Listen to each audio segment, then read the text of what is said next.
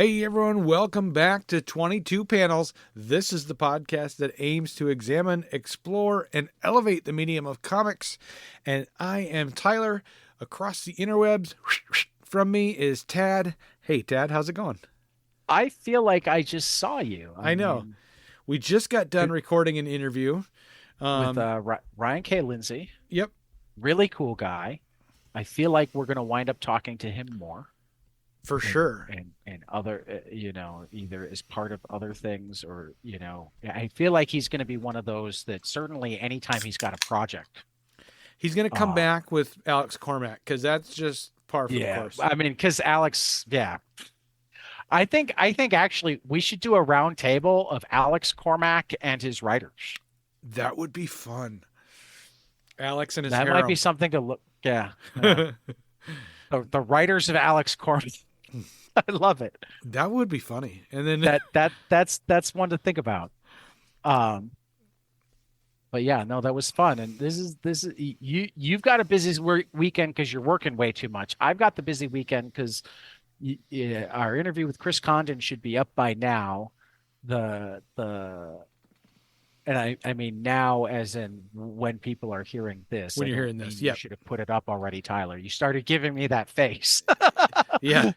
I don't have I was being good and speaking in the future. I was like, oh, it's still in my email. Oh no. This will go up probably relatively either simultaneously or right after the interview with Ryan K. Lindsay. Yes. And then a Paul Tobin interview will go up not long after that because we got this is the first time in a while that it's been boom boom boom three days in a row with interviews. And then Tony Fleek's coming up this week too. Yeah, I'm very excited for Tony Fleek's.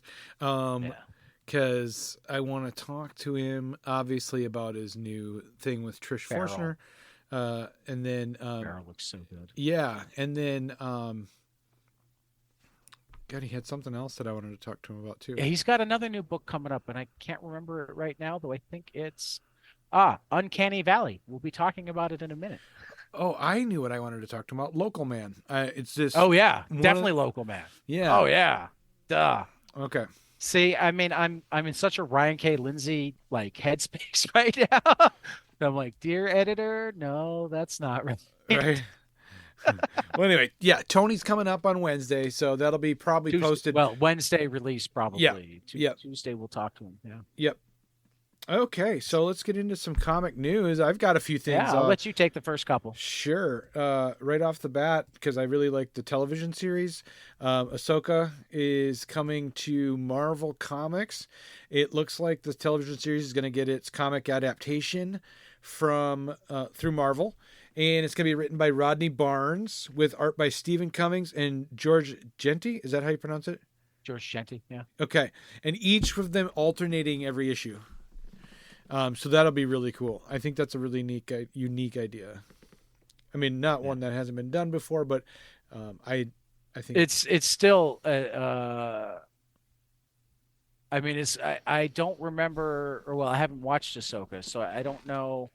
It'd be interesting to see if there's a specific story reason to have them alternate, or whether it was just scheduling. Yeah, it would be kind of cool. It would be kind of cool if like one artist did the flashbacks to when she was Anakin's Padawan. Oh, that would definitely be cool. And then the other artist maybe did the current timeline where she's currently at.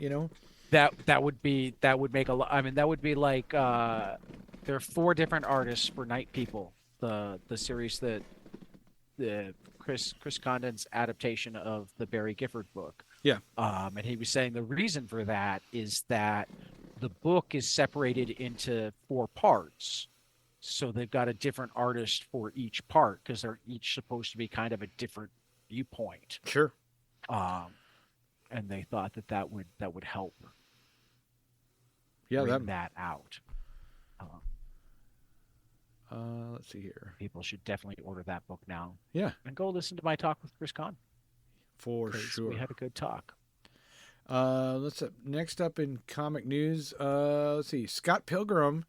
Oni announces Scott Pilgrim 20th anniversary box set with artwork by Brian Lee O'Malley. This looks really cool. In commemoration of the 20th anniversary announcement and coming off of its Critics' Choice Award-winning Netflix series, Oni Press has announced a series of deluxe box sets. That's right. There's a Netflix series now too, isn't there? I need to go watch the Netflix series. I haven't seen it yet either. I haven't watched the Netflix series. But box sets of its original Scott Pilgrim comic, available in both color and black and white, featuring remastered hardcover editions with special features. These box sets come with behind-the-scenes stories, exclusive art prints, posters, never-before-seen artwork by Brian Lee O'Malley, and with colors by Eisner Award-winning artist Nathan Fairbairn. I'm really looking forward to this. I'm a big Scott Pilgrim fan. Me too. And yeah, Scott Pilgrim Saves the World was a cool movie. I enjoyed it. Yeah, I thought the kid did a really good job. I can't think of his name right now. Michael Cera. Yeah, Michael Cera. He just had that deadpan comedy. You know what I mean? That fit with the character. Like, one of my favorite scenes was when he goes, "Oh, I wish I could just eat bread forever." And she's like, "Yeah, but then you'd get really fat." And he's like, "Wait a minute, you can get fat from bread?" I just thought that was so hilarious. Anyway, so what do you got? So my piece of news is this is both a piece of news and commentary on the news. I'm not going to talk about the site that I first saw stuff at because an article popped up and I went, "Ooh, can I finally talk about this?" And I immediately emailed Marcus to congratulate him, and I quickly got back as I wasn't shocked to get back. Because it's something that's happened at this site before. We haven't actually announced it, but the publisher put up a listing on Amazon, and that particular news site trolls for new listings, so they saw the listing and they jumped the gun to have their scoop. So rather than talking specifics, I will say very soon, and people who desperately want to know can find information at their publisher. They can find information on Amazon, and they can find information at a very prominent comics news source that we don't cite very often, but I follow just because he does scoop a lot of stuff. So it's good to see and then find it other places. Yeah. Well, hopefully we'll have more information on that. But very soon there will be an announcement, probably in the next week or two. Sure. Really, I think it's waiting on their a final decision on what the cover's going to be. Marcus has submitted, I think, a couple of different ideas, and once the publisher decides on the cover, they're ready to announce the new book from the Eisner winning team of David F. Walker and Marcus Kwame Anderson. And I've actually known about this and talked to Marcus about it some on and off for almost 2 years. He told me over lunch on my birthday during the ill-advised comic tour. That's awesome. So I am really excited to be able to talk about this. Really excited because I'm certain that once it's been announced and once Marcus isn't going nuts finishing it up, we'll be able to talk to David and Marcus about it. Yeah. But for now, there's a news item that's kind of out there and will be out there in more detail with us and other people very soon. And I'm really looking forward to it. And I preferred that to various political news this week. Yeah. So Tyler, let's talk about what's new to order. Yeah. Did you want to hit your highlights first, or do you want me to? Oh, that's right. Let's do highlights first. Highlights first. I like that. Yeah. Love Me, a romance story from Francisco Perillo, Stefano Cardacelli, Lorenzo Scaramella, Buddy Bodone from what? Did you lose it? Your cat, Eddie is in the way. Eddie is in Ted's lap, just loving him from up. Mad Cave. Yeah, I was gonna say it's from Mad Cave. Right. From Mad Cave, New York City, sometime in the far future, where robots like Jojo have taken over the tasks humans no longer want to perform, like driving a taxi. Jojo is pretty happy with his lot in life, but feels as though something is missing. Then he meets Gilda, and it's love at first sight. But the course of true love is a bumpy one, and Jojo is going to find out firsthand when he discovers that Gilda is entangled with the mafia that runs his beloved city. And they're very much against this potential union for their own reasons. Watch out, Jojo. And just kind of looking at the cover, I think it might also be Jojo's a robot and Gilda's not. So that'll be interesting to see if it is in fact the case. Let me share my screen, Tyler, because you always have art commentary. Excuse me. And the art definitely stood out to me. Yeah, it's got a very funky. The colors are a little bit pastel, I guess. Little. Which I think is really cool. Which almost is it's almost counterintuitive, and I think that's one of the things that wound up appealing to me. Mm-hmm. I really like the line work in this. There's heavy lines on that taxi cab, and heavy lines on the buildings that are receding into the background, and right. I just think the color choice with the heavy black lines gives it a really interesting look. It does. It looks really fun. That looks really fun. Who knows if the cover and the interior will look, have similar. This is the Stefano Corticelli cover. Yeah, but I'm still looking forward to it. And Corticelli, Carticelli is, I think, the interior artist as well. So hopefully that means that we're going to be looking at similar. Yeah, I like it. But yeah, definitely one that I don't know any of the people involved. But it looks cool. No, there are people that we should reach out to if the book's good. You know what I mean? Yeah. Yeah. The next one, I definitely know people involved. In fact, we'll be talking to one of them soon. Uncanny Valley from Tony Fleeks and Dave Wachter. Oliver is a seemingly typical 12-year-old boy, except for mysterious family history that seems to start and end with his mother and unexplainable powers, that is. He can do things other boys can't, to the point of landing him in some trouble, baffled by the surreal, cartoonish nature of his abilities, and followed by a murder of peculiar crows. The mystery behind Oliver's family history finally unfolds. Written by Tony Fleeks, illustrated by Dave Wachter, who's got Punisher and Teenage Mutant Ninja Turtles work under his belt. Discover what makes Oliver special and strange as he searches for his place in the world. That's coming from Boom Studios. I like all the different art forms, right? There's the kind of Looney Tunes type animation style for that Elmer Fudd look. He's not Elmer Fudd, but he's got Yosemite Sam type guy. Yep. Got kind of the Disney going. Yep. You got kind of like Maleficent in the background there. You got but I was looking at the karate guys. Double Dragon. Remember? Double Dragon. Yeah, right. Remember that game? So there's hints of all sorts of the various animation from our childhood. Mm-hmm. So definitely looking forward to that. And then the last new series we'll talk about from another friend of the podcast, Michael Avon Oeming's William of Newbury. I like is it a raccoon as the main character? It looks like a raccoon. Loosely based on real events in the 12th century England during what it was known as the Anarchy, a time where the country was beset with plague, civil war, and demons. William of Newbury is a neurotic monk, fearful of the earthly world, but confident and unwavering in the face of true evil.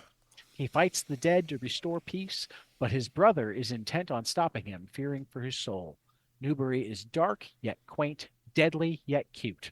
Follow him as he negotiates with thieves, evades his brother and the church, and battles the undead and evil spirits. This is a tale fit for lovers of history and supernatural folklore of all ages.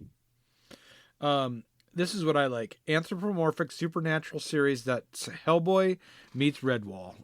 I think that's really great. Well, and Michael Avon Oeming. Yep. Mike does great work. We're gonna have to reach out to him again. Yeah, I'd love for to talk sure. to him again, period. But I'd love to be able to talk about this. So It looks really cool. I love the artwork for it. It reminds me, like the anthropomorphic animals recreating like a historical thing. Reminds me of Disney's, Disney anything really, but Robin right. Hood. Yeah, You know what I yeah, mean? It's kind I of can see that. kind I of. like the watercolor, Mm-hmm. particularly the kind of washed background. Yeah, that background is very cool. The skeleton Yeah, in the yeah, background is very cool. yeah. So other new to order series for February 18th. New comic series coming out. Echo Gun, is that how you pronounce it? Uh, am I pronouncing it Echo wrong? gun. Echo Gun, Brutalizer of Gods Echo gun. #1 from Murawa Aodel, Doten Akendi. God, I'm butchering these names. And from Oni Press, coming out May 3rd. Blow Away. This next one I laughed at because it got announced like the day after we talked to Zach. Oh, really? Maybe 2 days after. Blow Away from Zach Thompson and Nicola Izzo from Izzo, Boom. I think, Izzo? yeah. From Boom. That comes out April 17th. The Butcher's Boy, Landry Walker, Justin Greenwood from Dark Horse Comics, May 22nd.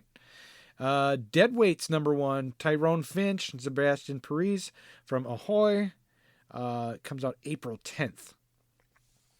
This one we talked about a little bit last week. Dick Tracy #1 from Alex Segura and Michael Morisi, and Chantel Amy Osman and Geraldo Borges. Yeah. From Mad Cave, comes out April 24th. This one I'm looking forward to just because it's got Kevin Eastman's name on it. But Drawing Blood #1 from David Avalon and Kevin Eastman, Ben Bishop, Troy Little, comes out from Image. And I forgot to put the date in. Sorry. That's okay. Just gonna go down the list here. Hack Slash, Kill Your Idols from Tim Seeley and Stefano Caselli from Image. That comes out on April 3rd. Heart Piecer #1 from Rich Duick, friend of the podcast, and Gavin Smith, Dark Horse Comics, comes out May 15th. Hercules #1, Elliot Kalin and George Camadeus from Dynamite, April 10th. The Principles of Necromancy #1 from Jackson Lansing and Colin Kelly. Iman Winkle comes from Magma on April 3rd. I haven't heard of Magma. Have they put out anything we've talked about? Magma is kind of what heavy metal has spun into. Sure. Okay. We talked about this one a little bit. Rat City #1 from Erica Schultz and Zay Carlos from Image Comics, out on April 10th. Silicon Bandits #1, Jason Starr and Dalibor Telejic from Magma on April 10th. Something Crawled Out #1 from M. Sun, Cass.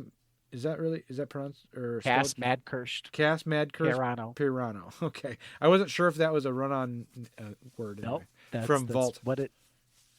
Okay, from Vault. Maybe it's Madkirst. I don't know.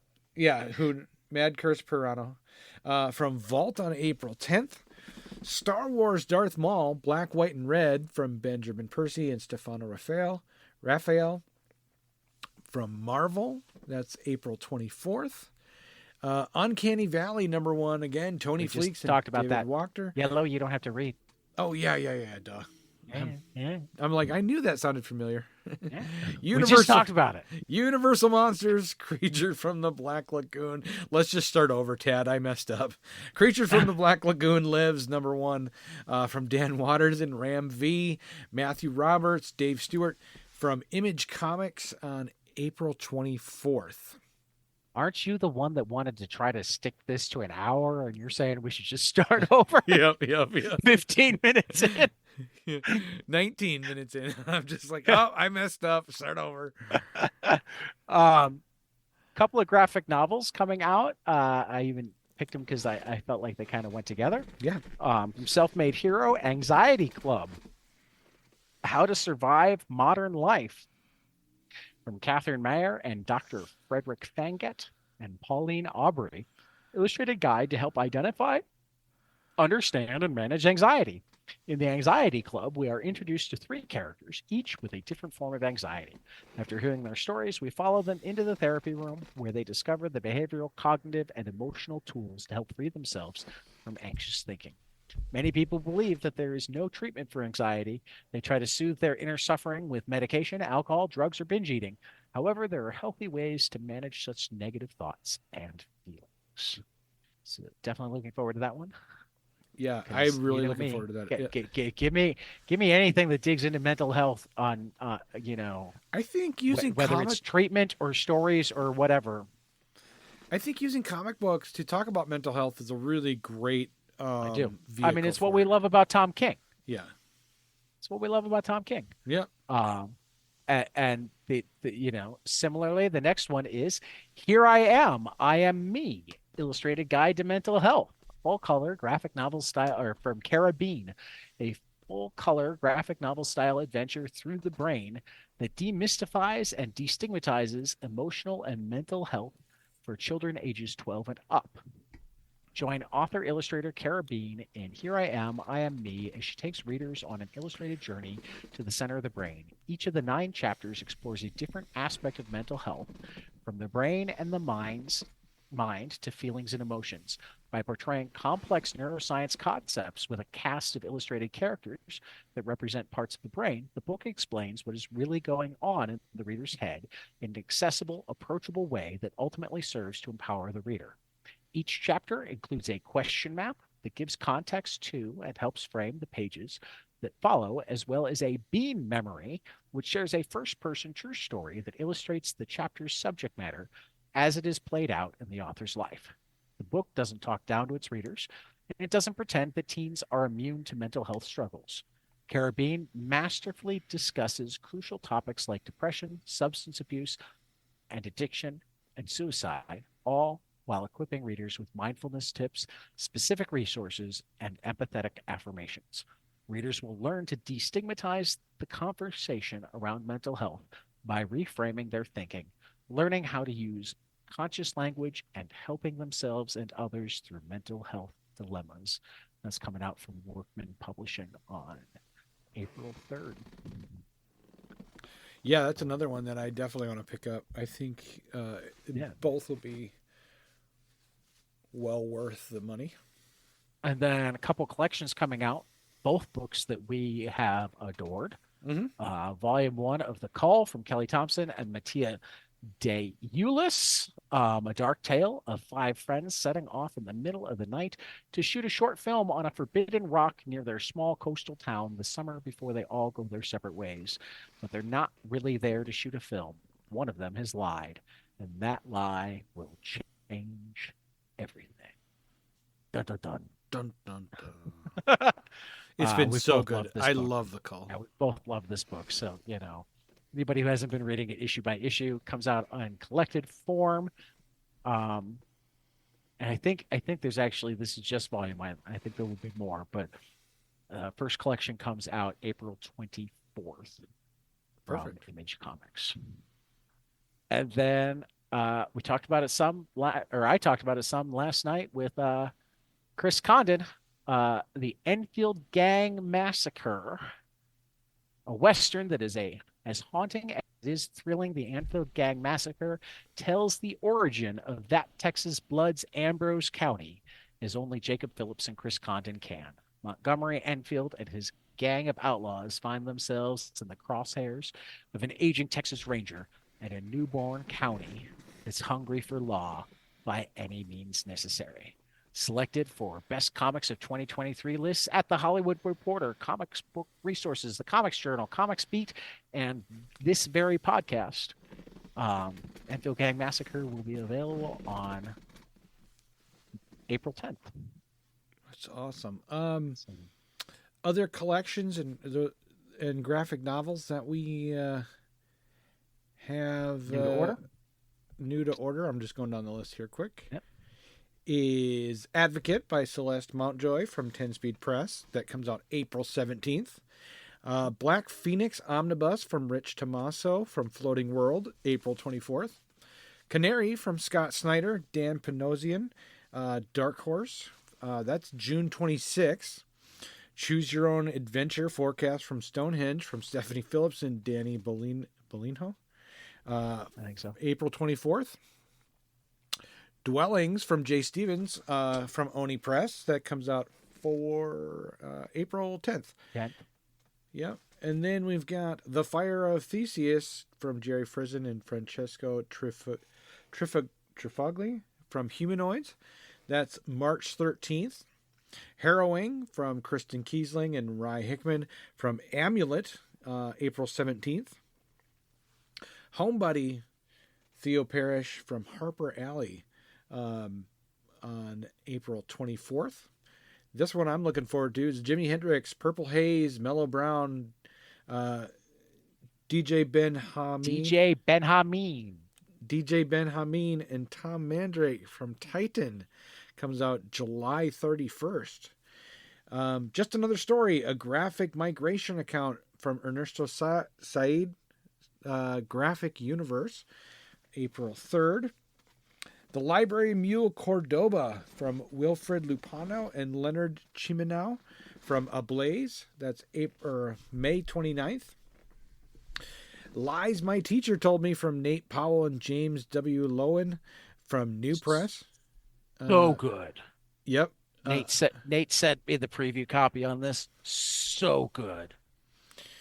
That comes out April 17th. This one, I'm going to be talking a little bit about this in a couple minutes. Local Man Volume 2 Dry Season from Tim Seeley and Tony Fleeks from Image. Comes out April 3rd. I imagine it'll come up Tuesday night, too. Yeah. Mark Twain's War Prayer from Seymour Chwast from Fantagraphics comes out May 22nd. My favorite thing is Monsters Part 2, Emil Ferris from Fantagraphics, May 29th. Been looking forward to that book for 7 years now. For 7 years. This one I'm excited to see in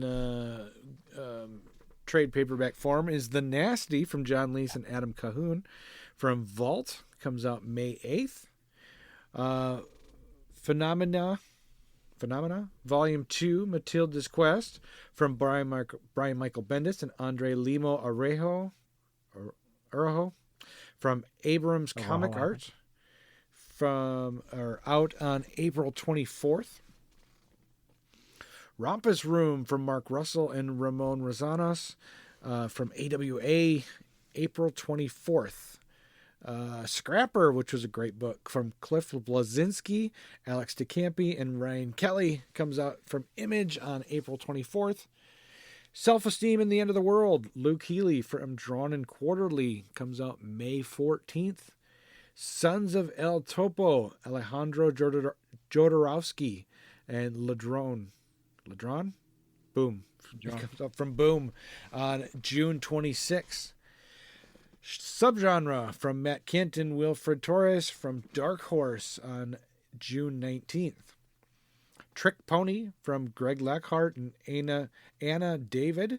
Lucas Gattoni from Dark Horse. That is June 5th. This one looks really awesome. Can't wait till we dive into this one a little deeper. A Witch's Guide to Burning from Aminder Dhaliwal from Drawn and Quarterly. That's May 28th. Exo Man of War Unconquered from Becky Cloonan, Michael Conrad, and Liam Sharp from Valiant, coming out April 24th. And You and a Bike and a Road from Eleanor Davis, Fantagraphics, April 24th. Before we get into final order cutoff, I'm going to show you one that I didn't quite put on our list because I don't know how to categorize this. So I wanted to talk to you about it really quick. There's a book coming out from Fantagraphics very soon. So actually, maybe it's not on our list because it's coming out. Maybe I put it on our list. I put it.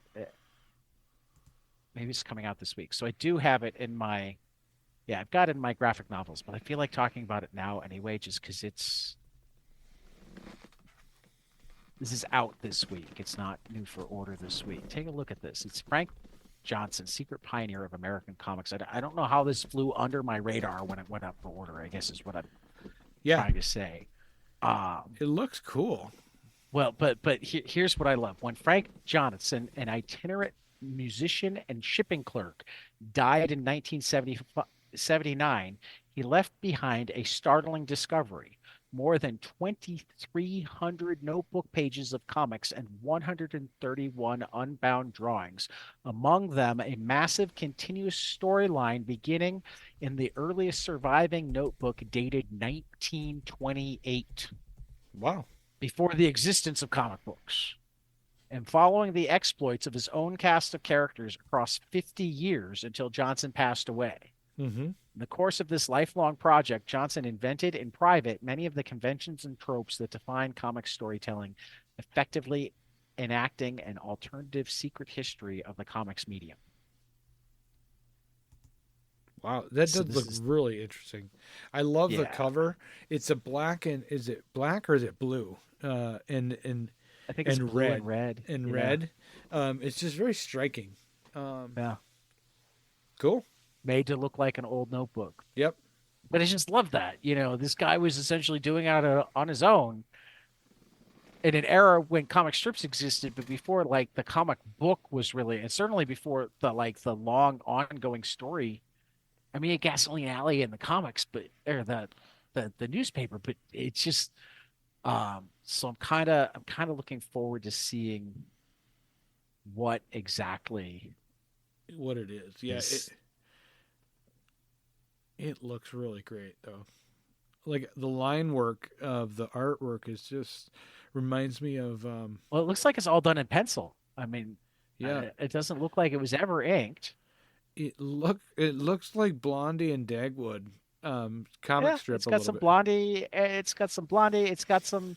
This looks like early Parker Brothers. Mm-hmm. Yeah, it's got that Parker Brothers looking guy on Right. it. The Monopoly Man kind of look. This looks And to cool. have just done it for yourself. This looks really cool. I think It does, doesn't it? Yeah. And I just realized that I do have it somewhere else, but since I was pulling it up, I wanted to talk about it now because Sure. I don't even know how to categorize it because it's Yeah. What is it? You know. it's somebody's journals Uh-huh. I mean they're fictional journals, but like he made it for himself. I know. That's what's great about it. So yeah. Final order cutoff this week for Black Widow and Hawkeye #1 from Stephen Phillips and Paulo Villanelli. Deathstalker #1 from Slash, yes, that Slash, Tim Seeley, Stephen Kostansky, and Jim Terry. Night People #1 from Barry Gifford, Chris Condon, and Brian Level. White Boat #1 from Scott Snyder and Francesco Francavelli. And Winnie the Pooh from Travis Dandro. And Wrong Earth Dead Ringers #1 from Tom Pyre and Jamal Ingold. And Kickstarter, we just talked about it with Ryan K. Lindsay. Within the Kind Red building a solo writing RPG. This just sounded cool. Did you back it? Yeah, I backed it before I even reached out to him. Because I'm gonna do it. I'm probably not gonna go at least at the cheap level, get the PDF. Yeah. Exactly, because I want to do the exercise. I want to listen to the episode that we just did with Ryan, so you can hear all about it. But it sounds so cool. As far as learning how to write, I think this is great. Just having a more in-depth writing prompt than a lot of. It's exactly what it is. It's an in-depth writing prompt. Right. But it sounds great, and the PDF level is like $3. Yeah, Australian. It's like $2 our US money. $2 US. The PDF of this and his 7-1 page was what? $5 US. I think so. Yeah. Yeah. So awesome. Definitely. Worth backing. Yeah. So, new comic books this week. What'd you love? Did you read Moon Man? I did. Did you like it? Moon Man. I did. So, those that I liked a lot of stuff this week though. Kid Cudi, I'm always leery of celebrity endorsements on comic books, especially on this one where it said Kid Cudi presents. Kyle Higgins. Yeah, Kyle Higgins. exactly. You know, um, yeah, Kyle Higgins. So Scott Mescudi. I don't know how to pronounce his name. I think it's Muscati. It's his first comic book, and I think if he had the writing credit, like if he was a writer along with Higgins, I think it was a great job. I really enjoyed it, but Kyle Higgins I would have liked regardless. I love this cover the most. The moon. Actually, speaking of Kyle Higgins, there's a what is it? The Massive Verse, the Radiant Red, that sort of thing. There's a Humble bundle right now. Oh, it has like the whole thing for I think $18. Kyle Higgins Humble bundle. Okay, cool. I love this cover, and I think it's the Marco Licati cover. Cover A, where it's got a guy walking on the moon in his suit, in the yellow suit. I'm doing two things at once here. Okay. But anyway, it was a little bit bigger of a book, and at first I was a little bit like, oh, I don't want to read all that, but I really enjoyed it. I read it through twice and decided it needed to be my number one. So get out and check it out. Give it a chance. I dug it. The second book that I liked this week was Local Man number 9 from Tim Seeley and Tony Fleeks from Image. So Jack is like playing detective in this one, right? He's trying to prove he's not just a washed up superhero. I really like it. I love the cover. Again, he's in his suit. I'm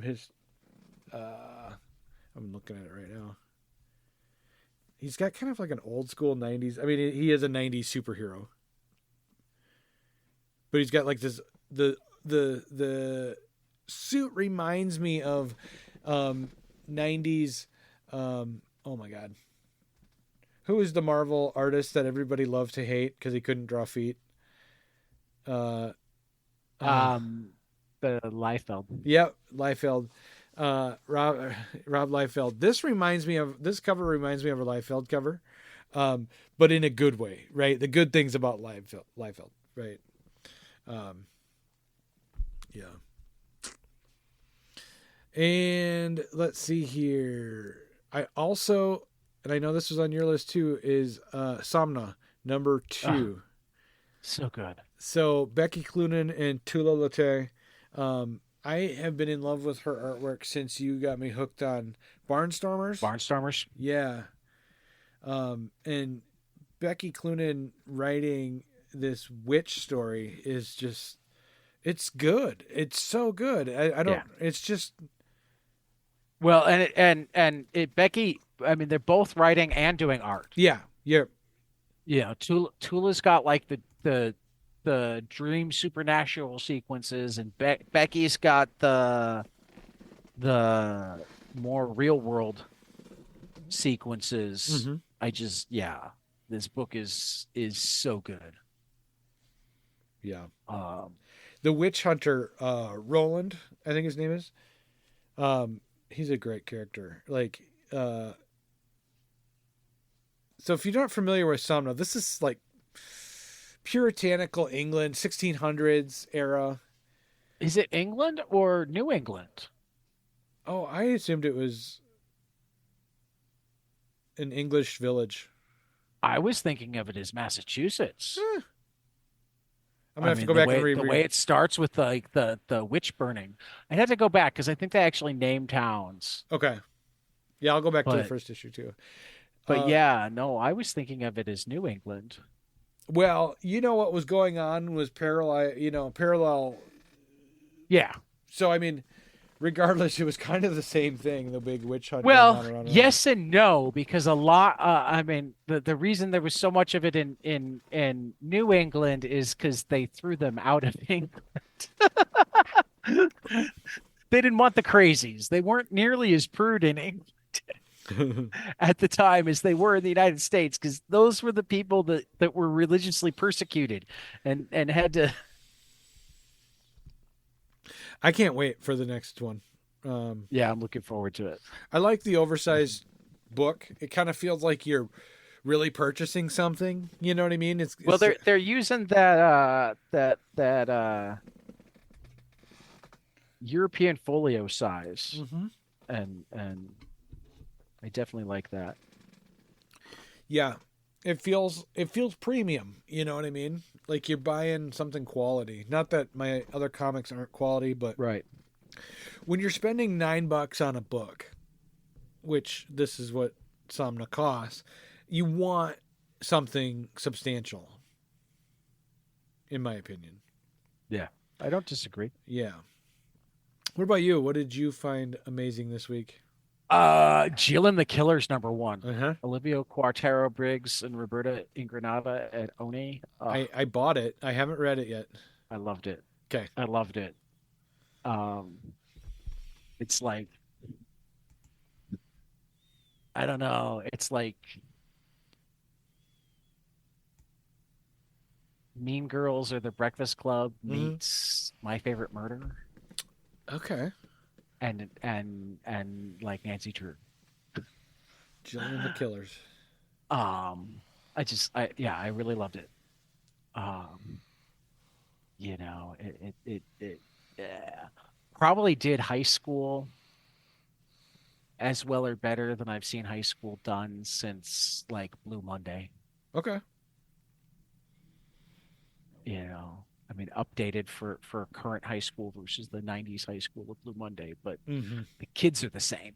Mm-hmm. Um, yeah, I dug it a lot. Somna for all the reasons we just talked about. And Sirens of the City, Joanne Stair and Kari Randolph, wrapped up this week, and I really dug it.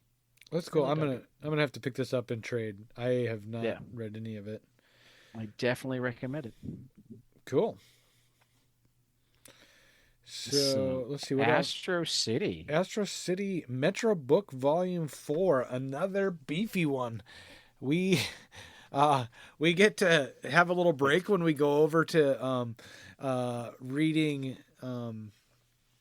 Jeff Lemire's book. I'm just Yeah, drawing a blank uh, right now. I mean, even though we're reading the library editions of um Black Hammer, Black they're Hammer, like thank you. half as thick I know. as the I know. Metro books, and Astro City tends to be just a little bit denser. It's Uh-huh. not like Watchmen type dense, but it's you're spending a little bit more time on every page, as Yes. well as um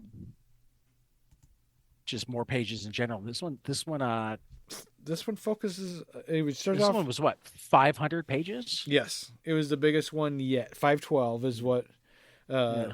my thing says here. Um But yeah, what'd you like about it? Samaritan. Uh I mean, this actually has one of my favorite um Astro City stories. It's got the graduation story Yes. from Astro's from college graduate. Astra. Yep. Um and I love that, as I'm also heartbroken by it. Mm-hmm. Um because she's trying so hard to just be. Yes, she's got these powers, but she's also a smart girl, and she just wants to do something, not be a spokesperson or a mascot or whatever. Right. Um, and she's got the boyfriend who's normal, but he's convinced himself so much that he's out of her league that he winds out selling her out to the press. Which has just got to be heartbreaking. Um Uh, yeah, exactly. I mean, when you think it's the love of your life and it stabs you in the back like that. I mean, even if you don't think it's your love of your life, even if you think it's a strong love that you're not ready for it to be over, Exactly. you know, um, yeah. It it it was a great story. I liked seeing the more human aspect. Not humans, not the right word, but it pulled at the heartstrings. You know what I mean? Yeah. Uh, Yeah. What'd you think of the beauty story? oh, the origins being of beauty. Is that what you're talking about? Well, I mean, it's kind of her origin, but it's kind of like, I mean, we didn't really know beauty before this, so Mm-mm. you know, I mean, beauty is like a living Barbie doll, Right. only like actually Barbie doll. It's got the great scenes where she has to explain to the guy hitting her at the bar that, Hmm. I don't have any genitalia, and she fits in best with the gay crowd, because they just let her be, Just let her and be her. Yeah. right. Um, and it turns out that she was the project of the supervillain's daughter, just desperately trying to get his attention. So, do you happen to know, like, how did Kurt work? I mean, did he have all of these No planned, or idea. did he just go as he went along, going, you No know what, idea. I'm going down this rabbit hole? For that matter, I mean, I think Beauty was a one shot, so I don't even know. I don't even know like where it was published in terms of the other stuff. Let me look that up really quick. Astro Beauty number one is what it was called. Um, I just feel like some of it doesn't feel cohesive as one universe. I mean, I don't think I agree with that. I think it's a really wide That's universe. a good, yeah, it is. Yeah, it's very wide. And I so mean, I don't get me wrong, I'm in love with this, but to be honest, it's almost weird that all of the Marvel superheroes know each other. yeah, yeah, it is really weird. But that's You because they're know? all in New York. Well, but I was about to say it's even weirder that all of the DC superheroes know each other. Yeah, because they're all over the place. You know,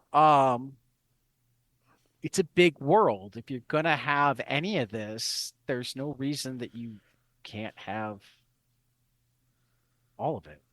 You know? Yeah. Um, Because beauty, you could take that one shot out of the grand scheme of things, and it makes no difference to the. yeah.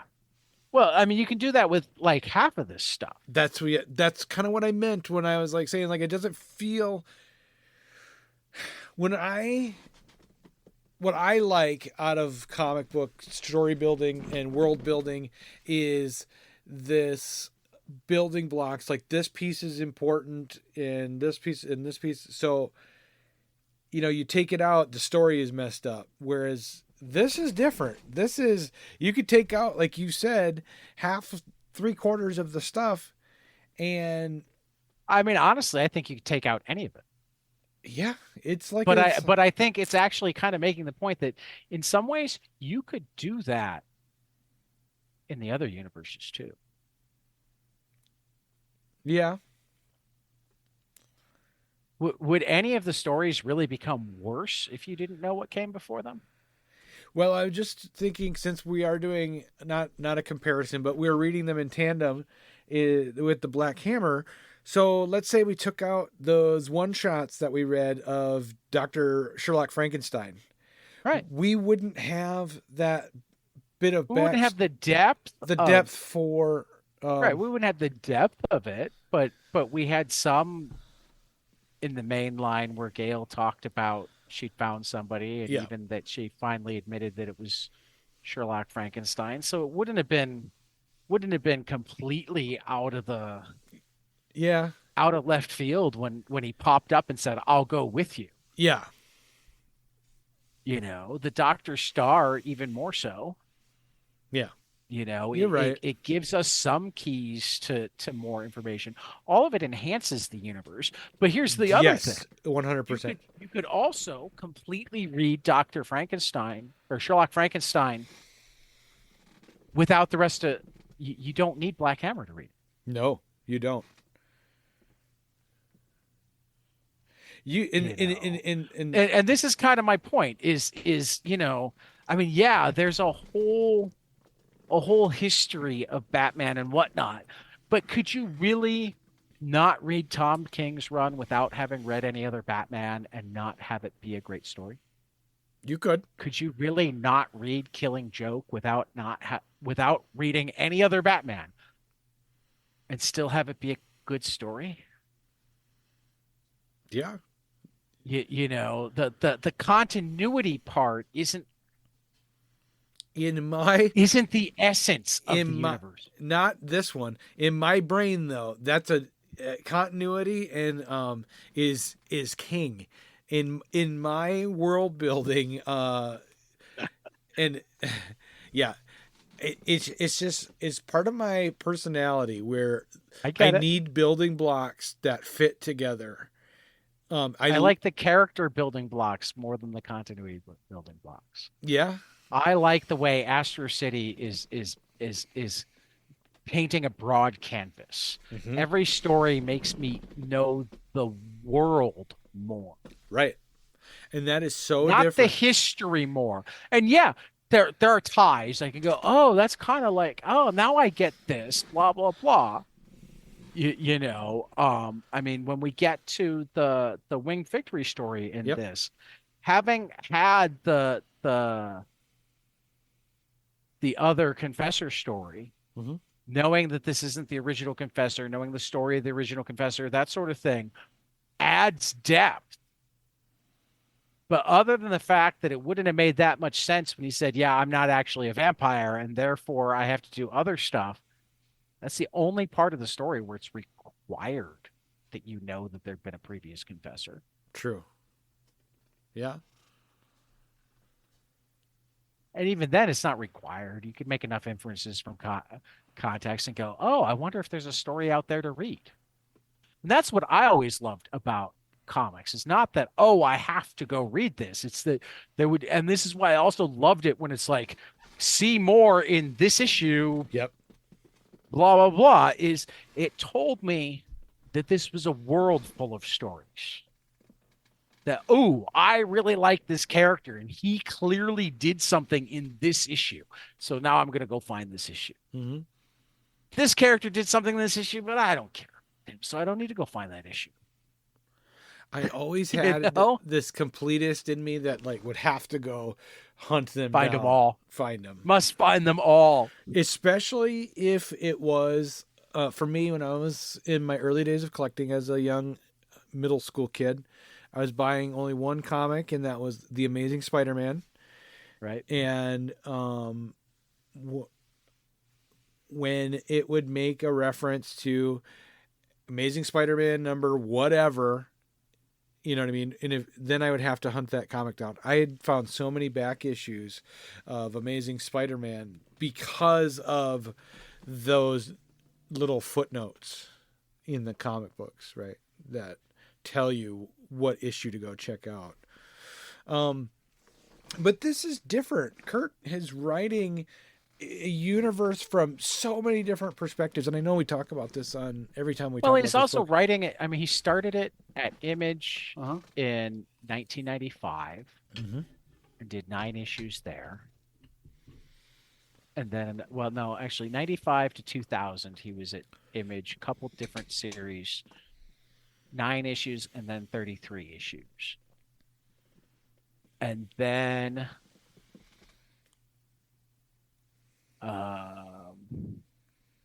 there were one shots in 2004, 2007, 2008. Local Heroes was 2003 and 4. And then 2011 He had a 2-issue Shining Stars, and then he went to DC, where it looks like he actually did 69 issues at DC. I didn't even realize this. Are these all new? It looks like they are. Or no? Yeah, it looks like at DC they initially reprinted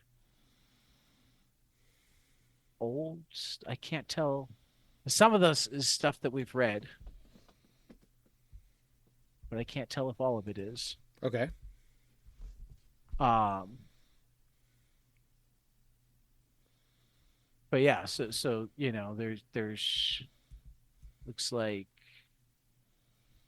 actually it looks like 52 issues at DC. Plus, you know, everything got reprinted in trades there too. Um, so you know, I mean, he's been working on it on and off for It reminds me of Stephen. almost 30 years now. Yeah. It's amazing that it's just, I mean, has there been any guest writers yet? No, I think he does all of the writing, and I'm not even certain if there's been any guest artists. Hmm. I That's think impressive, there's right? a When it's a chance that single it's all him and Brent Anderson and covers by Alex Ross. I mean, that's super impressive. I mean, think about it. We've done 4 phone book sized books so far, and it's all been just them. Yeah, that's super impressive. And like when you listed off the dates, it was just occurring to me like it reminds me of like how Stephen King wrote his Dark Tower series, where it was always an ongoing thing that he worked on in between projects. Sometimes he'd have to step away from it and come back to it, but it was always his magnum opus kind of thing is what he had written. It felt like for him. This is actually what I'm looking forward to and need to order later this year. Oh God, $150. What is it? The first omnibus. So hardcover, almost 1,200 pages. It's got all of Astro City Volume 1, 1 through 6, Volume 2, 1 to 22, and 1/2. Astro City 3D Special, Astro City Local Heroes 1 to 5, Astro City Special, Astro City Visitor's Guide, and portions of the 9/11 World's Finest Comic Book Stories Artists Tell Stories to Remember, all in one edition, hardcover, coming out August 6th. Wow.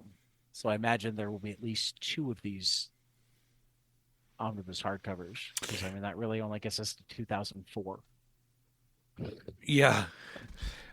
Hey, so what are we going to do for Astro City going forward? Because this volume I think the 5th one comes out really soon. Okay. That's what I was wondering, because this volume just came out in like September. Yeah, but they're coming out in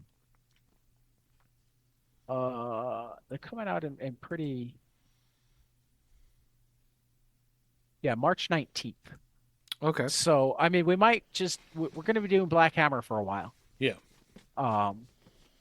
Though I mean, we don't have a ton more Black Hammer to do, at least among stuff that's been released as the collection sizes that we're doing, because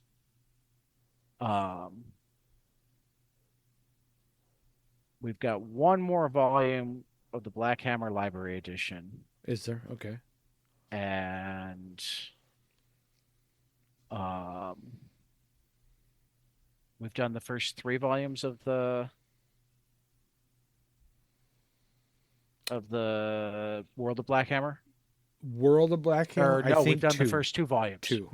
Okay, so we've got 2 more volumes and a 3rd coming out in April. Okay. For the World of Black Hammer. And I feel like there's going to be one more volume of the the um the Black Hammer,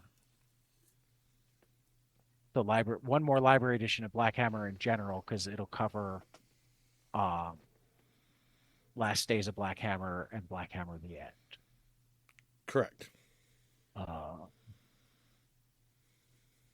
but yeah, Okay. but I So think we've got three volumes of Black Hammer to read right now before we have to make a decision on what to do next. okay. Yeah. So that'll take us through February, and by that time, the new edition of Astro City will be out in March. Right. We'll start figuring out other stuff. Yeah, it'll be fun. There's a whole world of comics out there. I know. Literally, a whole world of comics. We haven't really done any British comics yet. We could pick a volume of Judge Dredd or That would be fun. I've wanted something else. because I have some old Judge Dredd comic books that someone gave me, but I've never read them. So Right. I wouldn't mind getting into that. Yeah, there's so many options. You know, we've done a limited amount of European comics, so we can still do different European stuff. Mm-hmm. We haven't really even touched South American or African comics. We've done a limited amount of Asian comics. So Yeah. lots of options. Yep. I'm certain we'll figure something out. Yeah, wasn't there? I'm trying to think. South American comic book that I read. But It'll come to me. before we go way too far off, why don't we talk about what we're looking forward to for next week? Yeah, for sure. Let's see what we got. One Hand #1 from Ram V and Tom Muller. Yes, I mean, next week's a ridiculous week. Managing to like get down to 3 was very hard for me. Mm-hmm. I'm kind of disappointed that you and I have 2 of the same on our list, because I was hoping that you'd have some of the ones that I didn't pick, like Kaya or Love Everlasting or Once Upon a Time at the End of the World. I was Star going Trek to- Defiant. Well, The Call. okay. Well, I was going to go with Love Everlasting, but I am so in that. But I wanted to keep my first 2. I'll get to it when I'll keep my thoughts. I get why. I mean, I was going to go with Love Everlasting too. I was going to go with Once Upon a Time at the End of the World too. But I mean, One Hand #1, like, just, I mean, you have to. Beneath the Trees Where Nobody Sees. Oh my God, this book is good. Mm-hmm. And Pine and Merrimack. I love the first issue, so I have to have the second issue. So yeah, those are my 3. That's Those are awesome. my 3. And like you said, there's a lot of good stuff coming out. The Conan Well, the it's a first Barbarian- week. The first, I mean, we're really in a cycle right now where first week of the month tends to be the strongest. Uh-huh. So Yeah, I mean, we got Daredevil Gang War #3. I've been reading the Spider-Man Gang War stuff. Which we has been got pretty good. Batman 142, the beginning of Joker year 1. Oh yeah, I got to pick that up. I got to remember. Right. I got to remember to get that. Yeah, it's gonna be a great week. Ted and Roe have a story in DC's How to Lose a Guy Gardner in 10 Days. How to Lose a Guy Gardner. It's a bunch of like short stories. It's this year's essentially like their Valentine's Day issue. It's a bunch of short stories based on like 90s 2000, or at least named after 90s 2000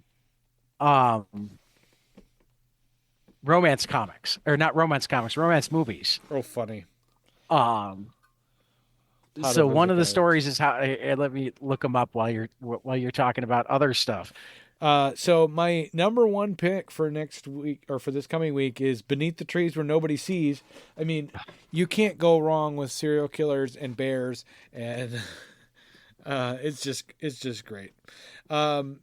Looking forward to a new series that we talked about a couple times. The One Hand, #1, Ram V and Tom Miller from Image, and I am always looking forward to Fantastic Four. This Ryan North series is just so good.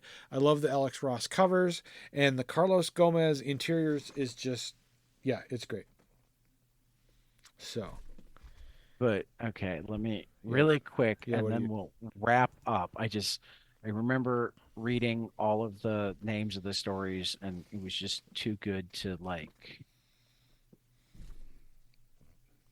Do we have them here? Uh,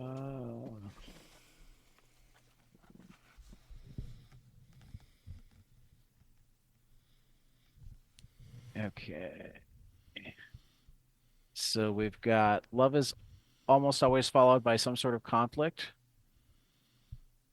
Or romance is rarely a simple affair. Love is almost always followed by some sort of conflict. Whether you're Plastic Man twisting yourself into knots, trying to please someone, or the Flash traveling back in time to make a catastrophic 51st dates perfect, or even a lonely robot who just can't seem to find love unless it's mail from a computer screen. Like Red Tornado, love actually is a pain in the 27 dresses. So, in the grand tradition of these dating conundrums a la rom coms of the 90s and aughts, we are proud to present 8 new stories about love and trying to find it in this zany world. That sounds fun. Is the write up at. I feel like I know I got an actual list of who was doing what, so maybe it was actually at must have been at Lunar. Coming up 2/6. Oh, there we go. DC's How to Lose a Guy Gardner in 10. Oh, there we go. So you got Guy Gardner in How to Lose a Guy Gardner in 10 Days by Kenny Porter and Nick Robles. Constantine in Never Been Kissed by Alex Gaylor and Derek Charm. Red Tornado in Robots Are Red, Androids Are Blue by Aaron J. Waltke and Ivan Shavrin. Plastic Man in Love's a Stretch by Dennis Hopeless and Valdemar Rivas. Booster Gold in Golden Pairs by Danny Lohr, Ted Brandt, and Rose Stein. Wonder Woman in Say Yes to the Mess by Brandon Hay and ML Sanapo. The Flash in Too Many Dates by Marguerite Savage. And Nightwing and Batgirl in Date Night by George Mann and Leonardo Rodriguez. That sounds really fun. It does. As somebody who was a sucker for 90s and aughts rom-coms, the idea of this talented group of people putting mostly B-listers, but the fun B-listers from DC into those scenarios just is thrilling. I'm all over it. I really want to read How to Lose a Guy Gardner in 10 Days. I do. Well, and I love Danny Lohr. I love Ted Brandt and Rose Stein. So even though I don't necessarily love Booster Gold, I'm all over Golden Pairs. Yeah. I am not a Booster Gold fan at all. But I am a Ted and Ro fan. Mm-hmm. No, I'll read anything they do. I get it. So, yeah. All right. Well, it's been another great week of comics. Like we always say, it's the Platinum Age of comics. Platinum Age. Yep. But I suppose we better wrap it up. Ted, do you have anything else for the good of the order? No. We got more interviews coming. Yeah. I'm getting better at going, ooh, final order cutoff. I know that person. And reach out to him. That's how Chris came together so quickly. Yeah. He went, oh, yeah, that's right. And I'm about to leave town. So let's do it right now. That's funny. Are you free tomorrow night? Well, at least you were able to do it. Yeah. Before I'm sorry you weren't, because you would have had fun too. No, it's just my stupid work schedule. Yeah. I'm telling you, man, the thing to remember for jobs like that. Yeah. I mean, particularly when they're leaning on you like that. Yeah. That means they ain't going to fire you. No, I know they're not. I'm not worried about that. They're not going to fire you. So you can say things like, well, I'll work Friday night if you find somebody else for Sunday. Yeah. Or I'll work Friday night, but not Saturday morning. That was a tough one. Work until 11 last night and then up at 7. Well, at work at 7 again this morning. and then Yeah. tomorrow I got to Or make 7 more. even something, I mean, you could say something like, because I assume there was somebody, I assume that whoever came and relieved you last night, Yeah, you came and relieved this morning. correct. Yep. So, you could have said, hey, talk to the overnight people. Tell them that they can sleep in a little while if they work till the end of the morning shift, and we'll pass things off at 2 a.m. instead of. That would be nice. I mean, I used to work. I mean, I work senior care, not healthcare, but I mean, they have a vested interest in keeping you happy because if they're leaning on you this hard, what would they be doing if you weren't there? Exactly. The manager would have to be working it herself, because Which she's means so that short she on can people. do that sometimes now. Correct.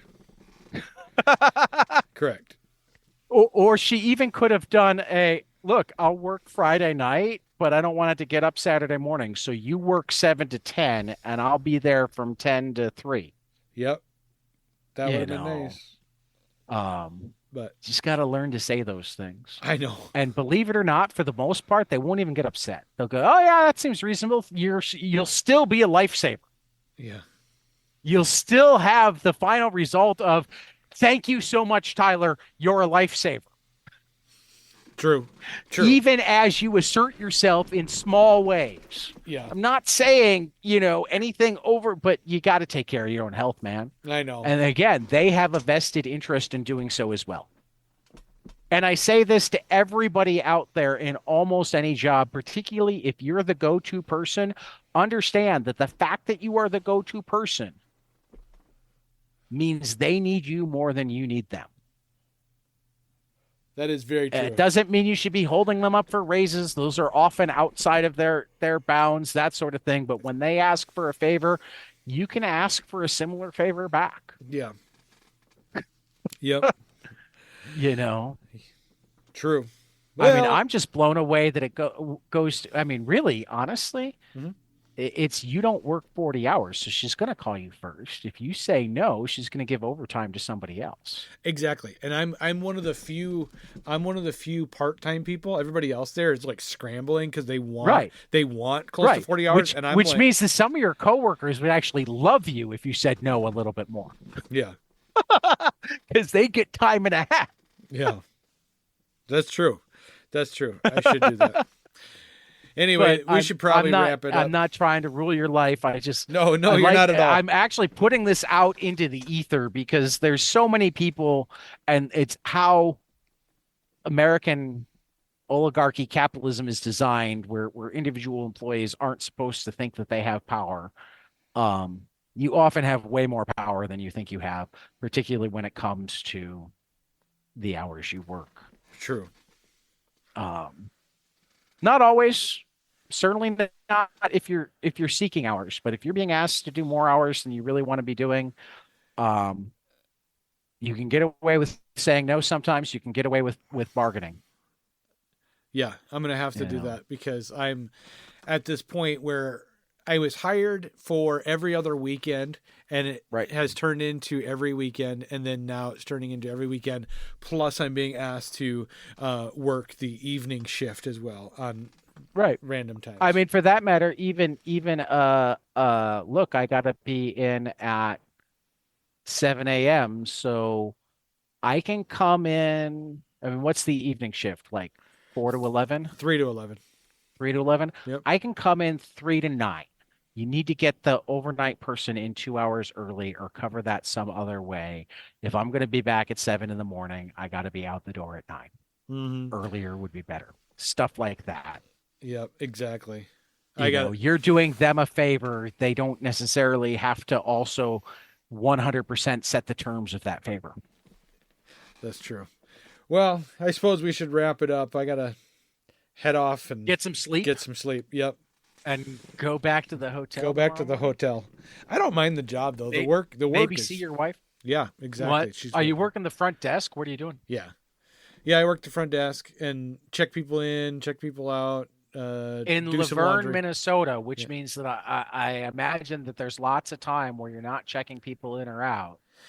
Depends on the year. Like right now, it's a lot because we have hockey and we're a big hockey town. So we've got hockey tournaments all weekend.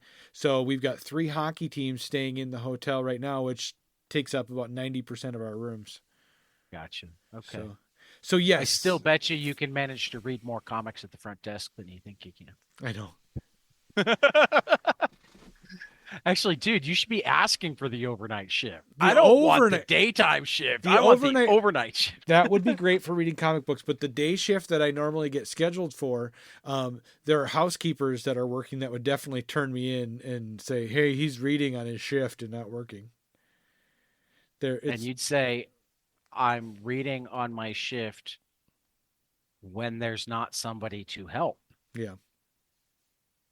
Do you want me here or do you want to come in yourself? Yeah. I agree with you. And you know what? Your manager probably would too. Yeah. And frankly, your housekeepers likely wouldn't turn you in because they'd be scared to death that you'd find something to turn them in. I mean, there's no good reason to rat out your fellow employees for anything. I agree. If they saw you reading a comic and they had something that you could do for them, they'd probably be a little more likely to say, hey, Tyler, can you do this? And particularly if you always said yes, whenever possible, there'd be no reason to rat you out for reading comics the rest of the time. Exactly. You're right. This is, every time I hear about, quiet quitting's terrible. No, it's not. Quiet quitting is doing your job to the letter and not doing extra work for no pay. That's true. That's what quiet quitting is. Quiet quitting is what we should have always been doing. Yeah. You want more work? Pay more. All right. Well, we're going to wrap it up. So to all our listeners out there, we'll catch you guys after the next page. See ya. Hey guys, this is Tyler from 22 Panels. I'm here to tell you all about our Patreon. If you enjoy this show, please consider donating to our Patreon to keep this show going. We have many different tiers, all different levels to help you decide what's right for you. Okay, so get on out there to patreon.com/22panelspodcast.